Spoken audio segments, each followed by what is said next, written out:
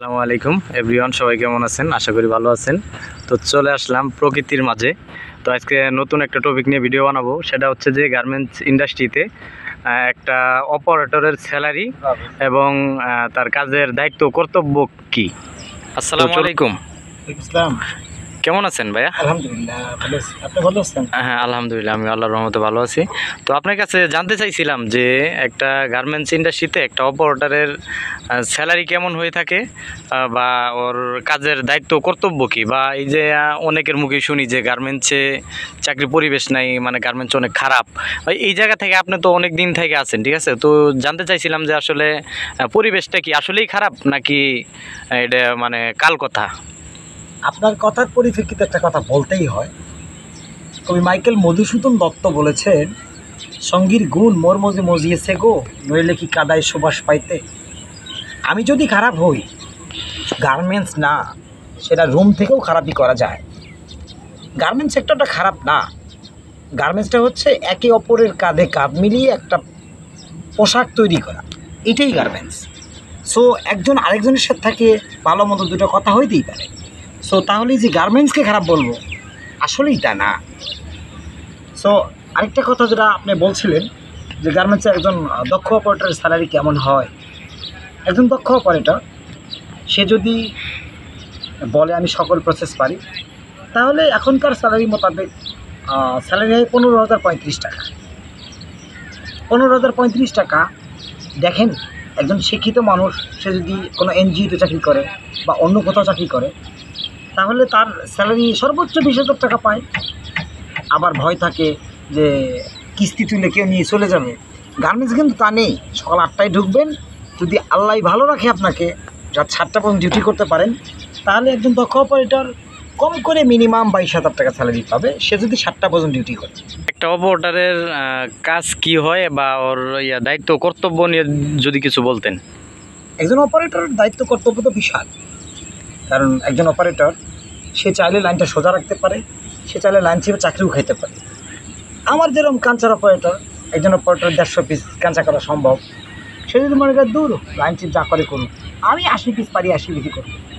আসলেই যদি একজন অপারেটর দক্ষ অপারেটর হয়ে থাকে, তার মন মানসিকতা ভালো থাকে, তাহলে আপনি লাইনের 150 পিস মাল আসছে, ও 45 মিনিটে করেই সম্ভব। 45 মিনিট করার পরে 15 মিনিট রেস্ট পাবে সে। এটা একজন অপারেটরের শুধু মেধা বিকাশের উপর নির্ভর করে। দায়িত্ব এটাই, তার পিছন থেকে যা আসবে সে ক্লিয়ার রাখবে। না হলে তার ক্যাপাসিটি, আমরা তো আছি, তার ক্যাপাসিটি নাই, সেখানে একটা মেশিন বাড়াবো, প্রয়োজন সেখানে ওটি দিব আমরা। তারপরেও সে কাজটা তার করতে হবে। এই কাজটা তার করতে হবে, সেই দায়িত্ব যদি সে মনে করে যে আমার টাকাটা হালাল করে নিতে হবে, সো তখনই সম্ভব। আর যদি মনে করে না, যা হয় হোক, আমি আমারটাই করবো। তো এইখানে আমি একটা কথা বলি, এটা হচ্ছে যে আপনারা এই যে একটা অপারেটর কাজ করতেছে, এরপর আবার ওই অপারেটরে চাপ দেন যে তুই কেন করতেছিস না, গালাগালি দেন বা এরকম কিছু আর কি। মানুষ বলে যে না, অনেক গালি দেয়, ঠিক আছে? তো অনেক কথাই শুনি। তো এইখানতে আসলে কি মানে এই কথাটা কতটুকু যুক্তিসম্পন্ন যদি বলতেন। ভাইজান, আপনি যে কথাটা বলছিলেন গার্মেন্টসে গালাগালি, এটা 2000 সালের আগে ছিল।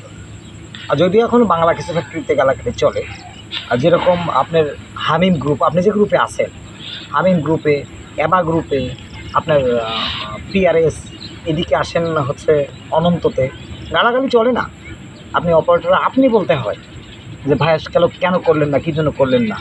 দেখা যাচ্ছে একটা অপারেটর অলসতা করে করতেছে না, সেটা হচ্ছে অন্য ব্যাপার। আর একজন অপারেটরের ক্যাপাসিটি নাই, সেখানে কী করবে? আমরা নিজেরা থাকি।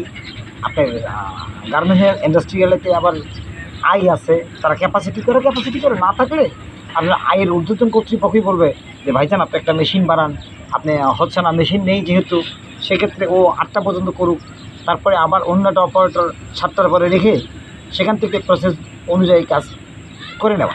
তাহলে আসলে মানুষ যে বলে যে গার্মেন্টসে আপনার গালাগালি, বকাবকি, এটি আসলে তেমন একটা যুক্তিসম্পন্ন না কথাটা। সম্পূর্ণ মিথ্যা কথা। এখন এমন তো অবস্থায় গ্রাম থেকে যারা সর্বোপরি আসতে চাচ্ছেন, যে আমার বয়স আছে, আমার মেধা আছে, আমি খাটাইতে পারতেছি না, তারা আসেন। আমাদের অপারেটর, দক্ষ অপারেটর হিসেবে গড়ে তোলার জন্য কিছু অপারেটর ডেভেলপমেন্ট আছে।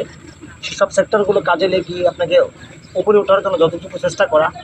আর দক্ষ অপারেটর আছেন, ভালো অপারেটর আছেন, কোনো জায়গায় সেট হতে পারতেছেন না, গালাগালি বকাবকি, টাকা পয়সা দেয় না।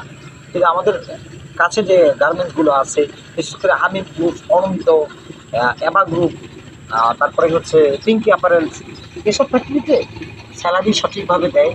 আর আপনাকে ভালো একটা জায়গায় সেটেল করে দেওয়ার দায়িত্ব আমাদের। স্ক্রিনে দেওয়া নাম্বার থাকলে আপনারা আশা করি যোগাযোগ করবেন। আর যোগাযোগ করে ভালো একটা জায়গায় সেটেল হওয়ার জন্য, আপনার লাইফ থেকে আপনার কেরিয়ারকে গঠন করার জন্য আমরা আপনার সাহায্যের হাত বাড়িয়ে দিই। ধন্যবাদ, ভালো থাকবেন।